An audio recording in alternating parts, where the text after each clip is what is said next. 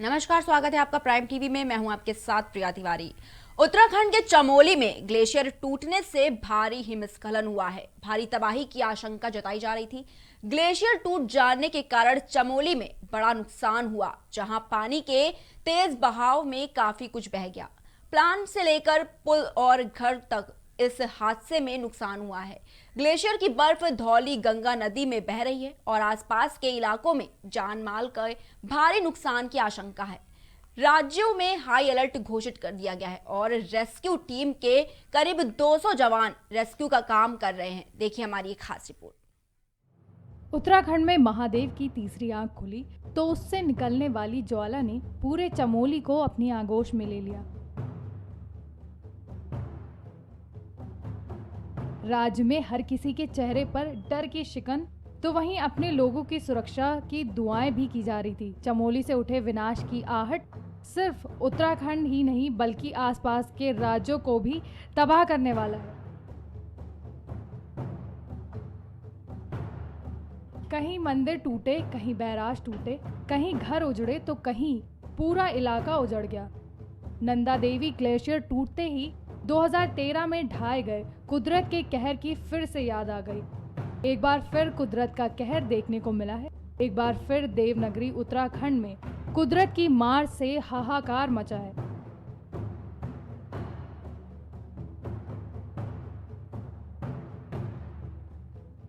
चमोली जिले के रैनी में ग्लेशियर फटने की सूचना है। बताया जा रहा है कि ग्लेशियर फटने से धौली नदी में बाढ़ आ गई। इससे चमोली से हरिद्वार तक का खतरा बढ़ गया है।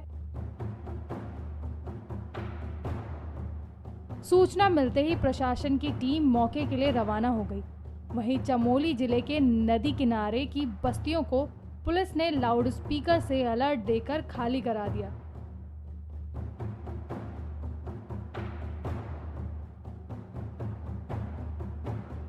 कर्णप्रयाग में अलकनंदा नदी के किनारे बसे लोगों से मकान खाली करा लिया गया है। वहीं सीएम त्रिवेंद्र सिंह रावत ने घटनास्थल का हवाई सर्वेक्षण किया। चमोली डीएम ने धौली गंगा नदी के किनारे स्थित गांव को खाली कराने का आदेश दिया है। बहुत ही तेज कुछ टूटने की आवाज आई।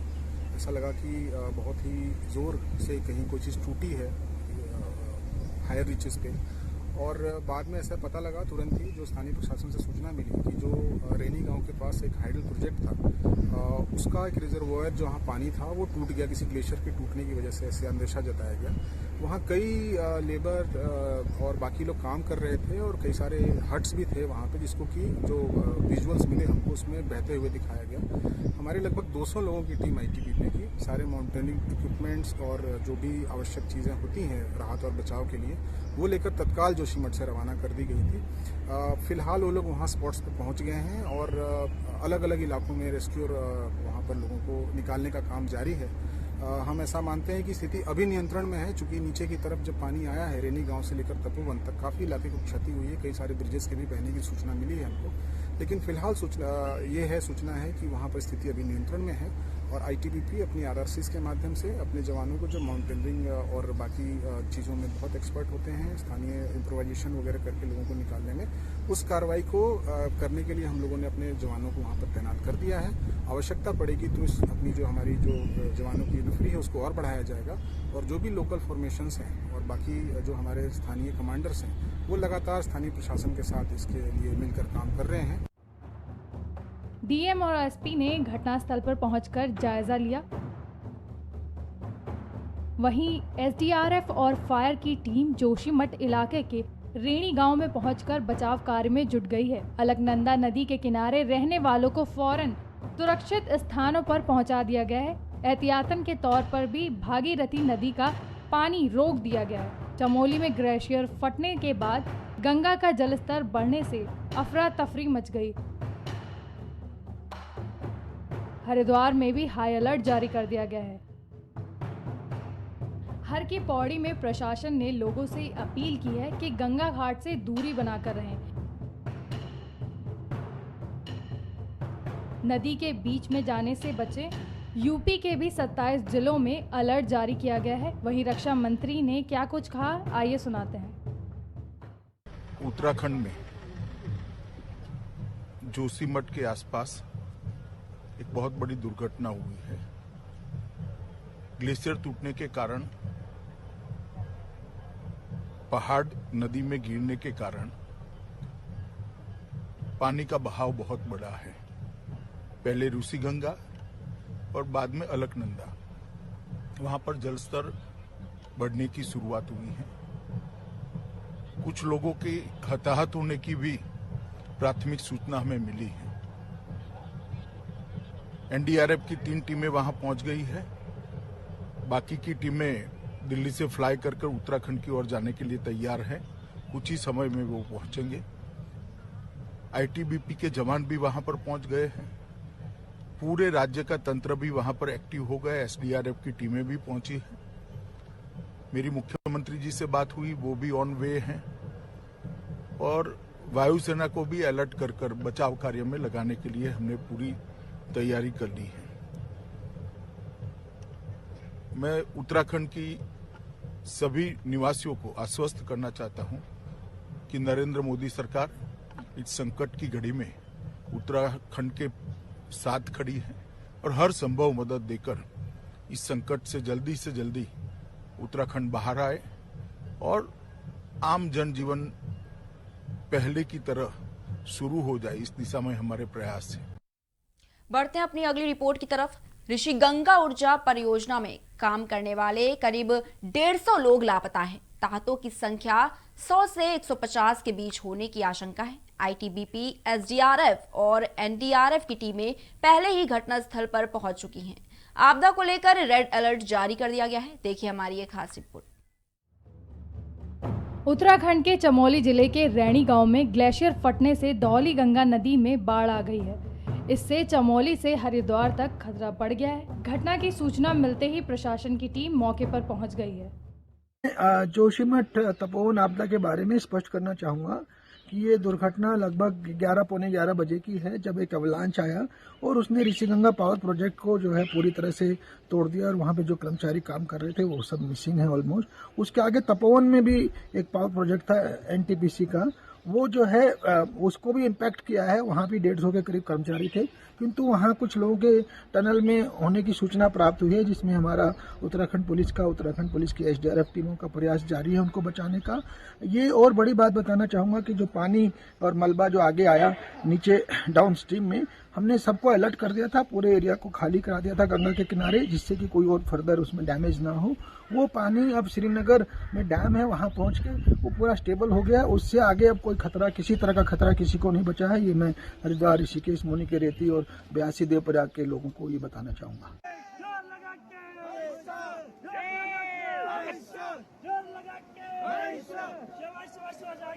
बहुत बढ़िया।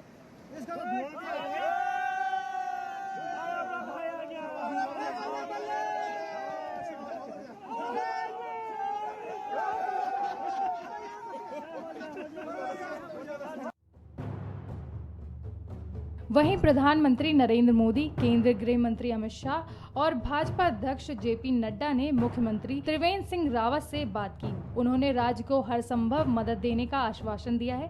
साथ ही भाजपा कार्यकर्ताओं को मदद करने के लिए कहा। सेना, वायुसेना, एनडीआरएफ, आईटीबीपी और एसडीआरएफ की टीम स्थानीय प्रशासन के साथ मिलकर राहत और बचाव का कार्य कर रही है।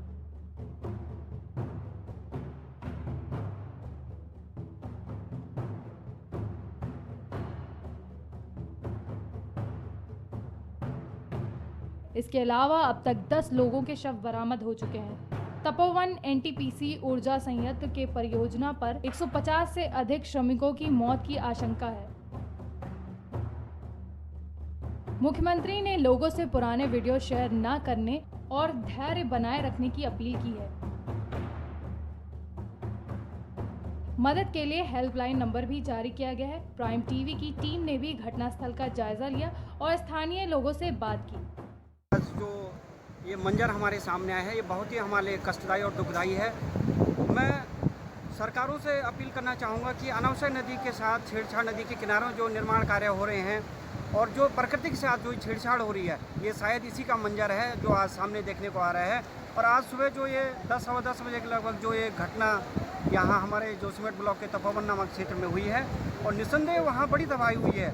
लेकिन मैं अपील करना चाहूँगा कि जो निचले स्तर पे जो यहाँ पे जो हमारे नदी तटीय जो क्षेत्र नंदप्रयाग, कर्णप्रयाग, आगे चल के गौचर, श्रीनगर जो भी है, यहाँ पे ज़्यादा घबराने की आवश्यकता नहीं है, क्योंकि जो पानी का जो वेग है अभी वो सामान्य होता चला जा रहा है और इसमें अनावश्यक ज़्यादा घबराने की आवश्यकता नहीं है। धन्यवाद। पूरा उत्तराखंड में हाई अलर्ट है। हमारे सारे जो नदी तट के इलाके हैं सब लोग दहशत में हैं, और कहीं न कहीं जो अत्यधिक पर्वतीय क्षेत्रों में जो डैम बनने हैं उनसे ये आज जो ग्लेशियर पिघल रहे हैं, कहीं न कहीं हमारे ये पर्यावरण के साथ जो हम लोग छेड़छाड़ कर रहे हैं, इसका नतीजा है। और भविष्य में हम सरकारों से यही मांग करते हैं कि हमारे पर्वतीय क्षेत्रों में अत्यधिक ये डैम न बनाए जाएं, क्योंकि ये कभी भी विस्फोट की स्थिति यहाँ से पैदा हो सकती है। ये जल स्तर धीरे धीरे कम हो रहा है, क्योंकि इसमें जो मलमा और गाद है वो धीरे धीरे ऊपरी जोशीमठ से छट के आ रहा है, तो इसलिए पानी का वेग कम हो गया है। और पानी की जितना जो आगे के लोग हैं इतने घबराने की बात नहीं है, ज़्यादा दहशत की बात नहीं है, क्योंकि अभी हमारे कई लोगों से वार्ता होगी कि प्रशासन ने ट्रैफिक को श्रीनगर में रोक दिया। ऐसा नहीं है, धीरे धीरे जो मलमा और गाद छट के आ रहा है, तो पानी का जो वेग है वो कम हो रहा है। कर्णप्रयाग में आज 3 बजे तक नदी में पानी की बहाव की स्थिति है। बाढ़ की संभावना बहुत ही कम है।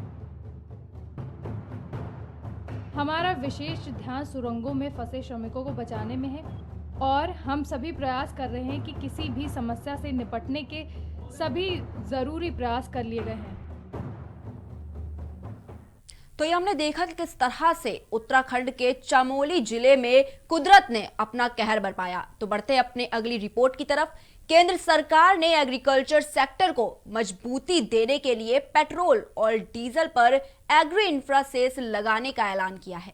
वित्त वर्ष 2021-22 के बजट में पेट्रोल पर प्रति लीटर 2.5 रुपए और डीजल पर प्रति लीटर 4 रुपए का एग्री इंफ्रा सेस का प्रस्ताव रखा गया। इसे कंपनी से वसूला जाएगा। हालांकि मौजूदा दौर में पेट्रोल डीजल के दाम ऐतिहासिक ऊंचाई पर है। देखिए हमारी एक खास रिपोर्ट।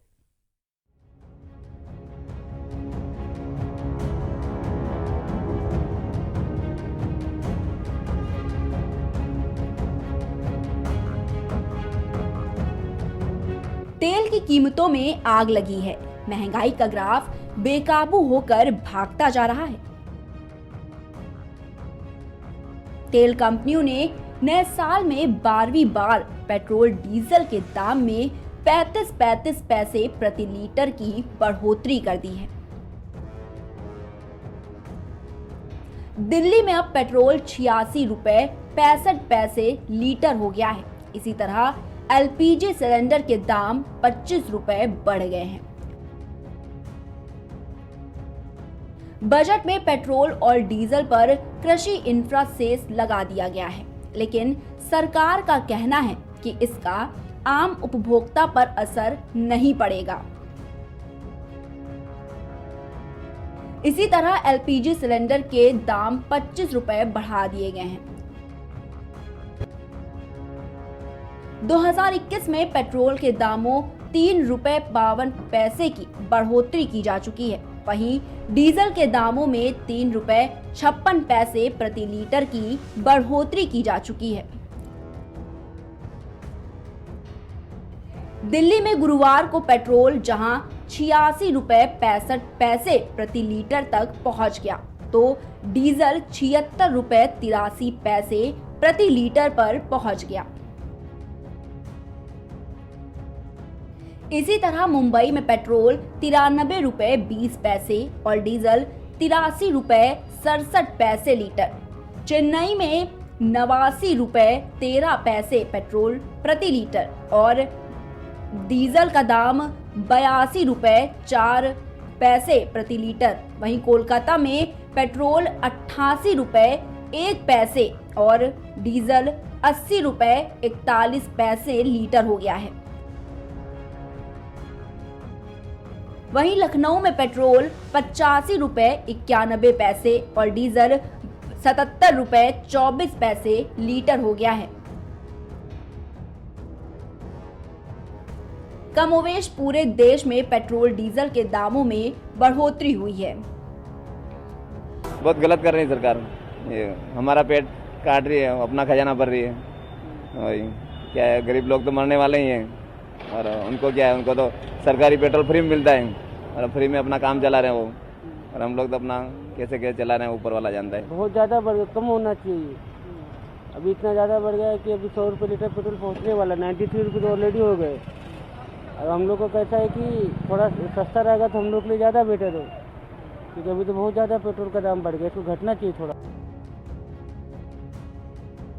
गौरतलब है कि नए साल में पेट्रोल और डीजल की कीमतों ने रिकॉर्ड ऊंचाई हासिल की है। इससे महंगाई बढ़ने के आसार दिख रहे हैं। खासकर डीजल के दाम बढ़ने का असर ई सेक्टर पर होता है। इससे किसानों की सिंचाई लागत बढ़ जाती है और माल भाड़ा महंगा हो जाता है। माल भाड़ा महंगा होने से हर तरह की वस्तुओं में महंगाई की आशंका बढ़ जाती है। वहीं दूसरी ओर शिवसेना ने पेट्रोल, डीजल और रसोई गैस के दामों में बढ़ोतरी के विरोध में केंद्र सरकार के खिलाफ मोर्चा खोला है। ईंधन की कीमतों में वृद्धि के लिए केंद्र की बीजेपी सरकार को जिम्मेदार ठहराते हुए आज शिवसेना ने मुंबई में अलग अलग जगहों पर मोर्चा निकाला। शिवसेना ने ऐसा ही एक मोर्चा बोरीवली में निकाला, खास तौर पर ये बताने के लिए कि ईंधन की कीमतें अगर इसी रफ्तार से बढ़ती रही तो लोगों को बैलगाड़ी से चलना होगा। इसलिए मोर्चे में बैलगाड़ी का इस्तेमाल किया गया है। पिछले साल के मुकाबले देखें तो सिर्फ एक साल में पेट्रोल की कीमत में जमीन आसमान का फर्क दिखाई देता है। पिछले साल पेट्रोल में लगभग 20 रुपए का इजाफा हुआ था, जबकि डीजल की कीमत में लगभग 15 रुपए की बढ़ोतरी दर्ज की गई थी।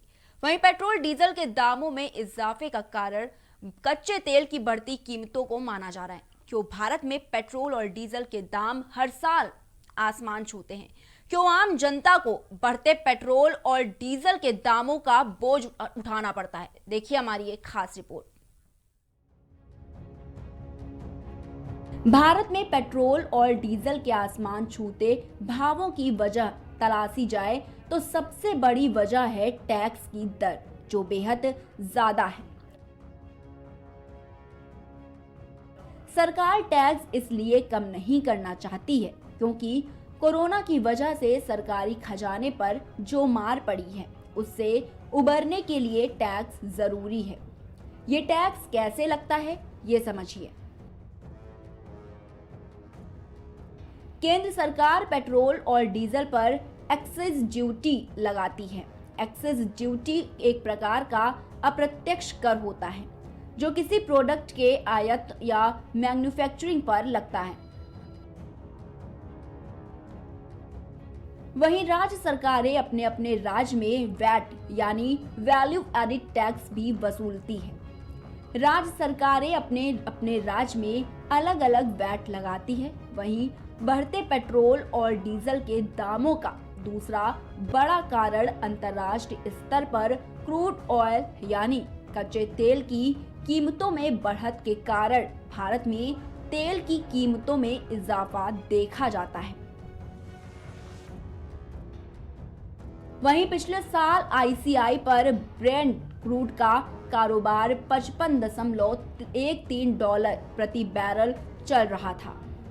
न्यूयॉर्क मार्केट टाइल एक्सचेंज यानी नाइमैक्स पर अमेरिकी क्रूड वेस्ट टेक्सास इंटरमीडिएट का कारोबार $51.09 प्रति बैरल चल रहा था। अब वर्तमान में भारत में कच्चे तेल के दाम की बात करें तो यूएस वेस्ट टेक्सास इंटरमीडिएट यानी WTI क्रूड फ्यूचर 51 सेंट यानी 0.9% की तेजी के साथ $56.73 प्रति बैरल पहुंच गया है। कोरोना की मार और अंतर्राष्ट्रीय स्तर पर क्रूड ऑयल यानी कच्चे तेल की कीमतों की बढ़त के कारण भारत में पेट्रोल डीजल के दाम ऐतिहासिक ऊंचाई पर है। Output desk, prime TV. फिलहाल के लिए बस इतना ही। देश दुनिया की तमाम बड़ी खबरों को देखने के लिए देखते रहिए प्राइम टीवी।